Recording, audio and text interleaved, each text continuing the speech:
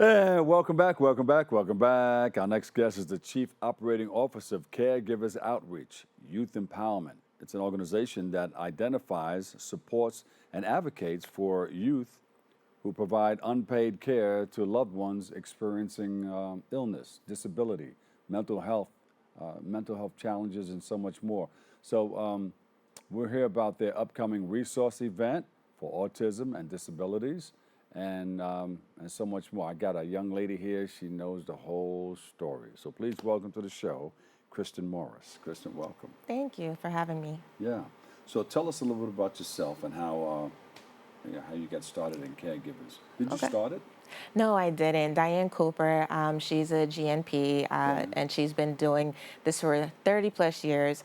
But I'm a community social worker. I'm an LMSW. I have worked mostly with geriatric, and so I've been working with this organization for the last 10 years and transitioned to working with children who have been providing support.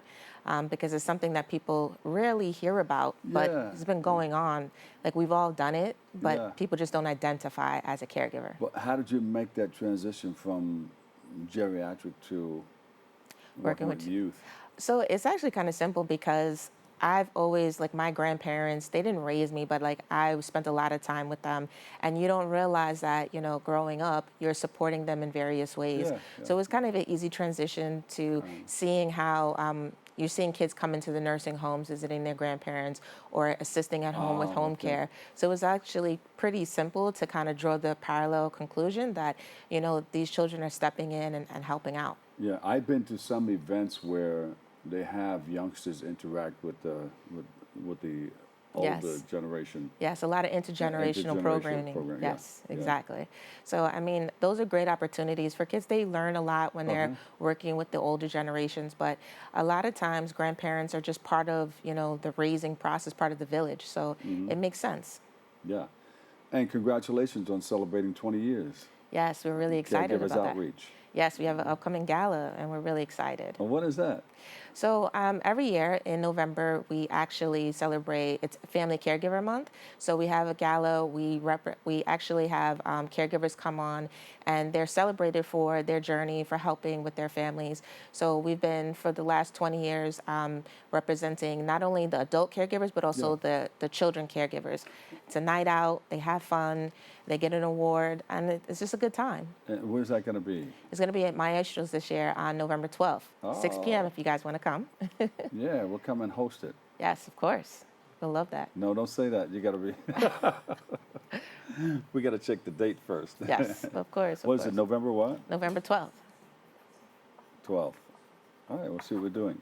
Yes. Yeah. Of course. How does being a caregiver impact youth differently than it does adults? So I would say it doesn't really impact them differently because the same way that adults deal with depression, anxiety, being overwhelmed, the same way that children do. Children just don't know how to express it appropriately. And they're also in school, so they have to navigate being a caregiver and also being a student and social, trying to make time to spend time with their friends.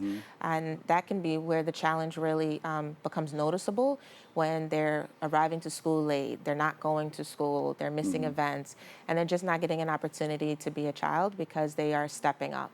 Yeah, and growing up before their time. Of course. Sort of, kind of. Yeah. Are you a caregiver?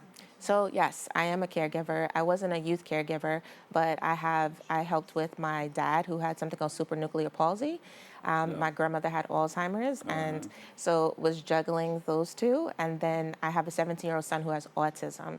And so when I think about youth caregivers, I think about my younger son who is 7, who helps out a lot of times, socially with his brother, recognizing when his brother is dealing with anxiety or getting overwhelmed, or even just helping him when he is overwhelmed to calm down, to breathe, because he's in the environment, he's around the therapist, he's around me, and he's seeing these things, and he's naturally picking up becoming a caregiver.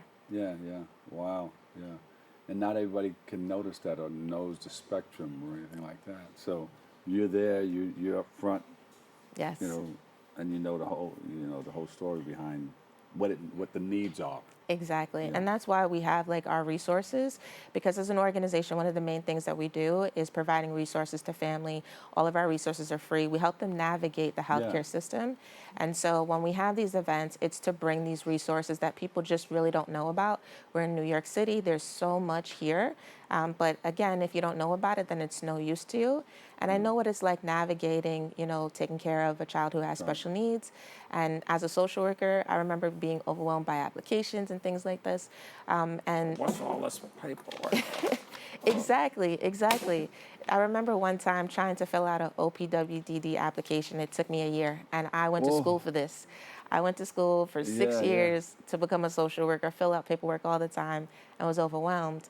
And so when you think about other families that might be in that situation and they don't get the services that they need, then there's more of a burden on the family, more burden on the children who are Yeah. supporting that child. And then the child doesn't get the help that it needs because of that frustration. So there needs to be an educational piece in there. Yes. And that's what you guys provide also. Exactly. Yeah. So we have this upcoming event. It's a disabilities, and we're going to highlight autism as one of the disabilities. And it's just really all of these. We have over 30 vendors. It's going to be in Co-op City on August 28th. Okay. And we're really excited. It's from 12 to 4. It's free. I can't emphasize that it's free. There'll be food. There'll be bounce houses, DJs, things like that. But we want people to come out, I have recognize. it right there. Look. Yep. I put it up. Put that back up one more time. Yes. That right yes. there. That's it. That's Yeah. it. So we're so excited because again, it's just about helping people in the community connect to their services. What does COI engage with? What does it have to do with the caregivers? So COI COI stands is- for Caregivers Outreach Youth Empowerment, and Okay. so that is just one division. So our overall company is Caregivers Outreach, and COI is the youth division. Got it. And so when we talk about COI, it means that we provide respite activities for children. We take them, like we just went to Dorney Park 2 weeks ago. Oh, okay. Before that, we went to another water park. We've taken them to museum, Yankee games, things along those lines to, again, take them out of their home environment, get a chance to breathe and just be a child. We also do monthly workshops with them, teaching them about different supports that are available, teaching them how to be mindful, teaching them how to manage their roles and responsibilities. Yeah. So we provide different types of supports to, it's based on what the child needs. Everything is individualized. Excellent. And what are some of the biggest misconceptions people have about youth caregivers? Well, that they don't exist. Honestly, when I start to speak about this topic, people are It's saying true, because when you think about caregivers, you think about people taking care of the Yeah. adults, elderly. they do. And a lot of times it's family obligation, right? We look at it and we say, well, that's what you're supposed to do for your family. And that Yeah. I'm not taking away from that at all.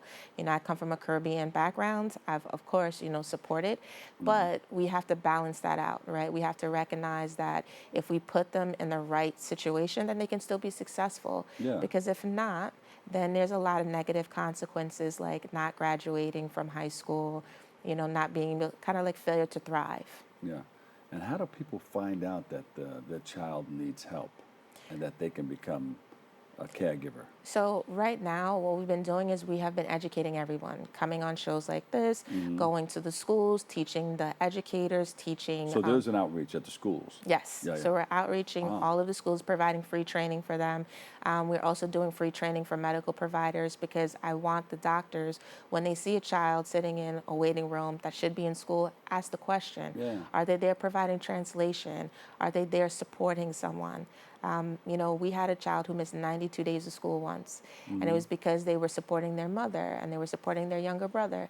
And we need the adults to look around and say, hey, something just doesn't seem right, and not just think automatically, hey, this child is not interested in coming to school, because it's not that a lot of times. How did you find out about this caregivers program? So we went to London in August of last year, and in other countries, this is so widely known, this topic. They're called youth carers in Yeah. other countries. In the United States, we don't really have a lot of programs. Yeah. We have one in Florida, maybe one in DC, maybe about 6 programs throughout the states. But because we kind of connected as a caregiver organization in general, and we're just learning more about what other organizations were providing, that's how we became aware of this issue. And we've been working with kids for the last 10 years now. Wow. Yeah. So there's not many in the United States.